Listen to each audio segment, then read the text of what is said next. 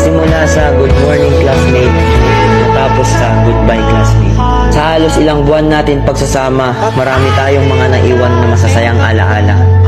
Tulad na lamang kung paano tayo nagkakilala at kung paano tayo nagturing ang isang pamilya.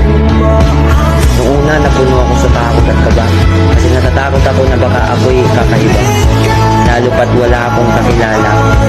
Pero sa pagdaan ng ilang araw, unti-unti kong natatanaw na ang tayo ay nagkakaisa at naging isang pamilya. Classmate, salamat sa bawat tawa, sa bawat kopya, sa bawat bully, at sa bawat alaala na ngayon ay natapos na. Sa bawat kwentuhan na punong-puno ng kalokohan ay nabuo ng ating samahan na malabo kong makalimutan. Paalam sa mga nawalan ng ballpen, paalam sa mga papel na binigay natin na kahit ang totoo ayaw naman natin magbigay. Paalam sa mga chicherya na baon ng isa pero pagkain ng buong barkada. Paalam sa ating mga kwento na hanggang sa alaala na lang natin mabubuo. Paalam rin sa mga mahal natin na guro, salamat sa inyong mga itinuro.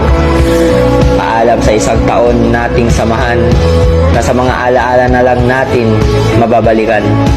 Hanggang sa muli, classmate.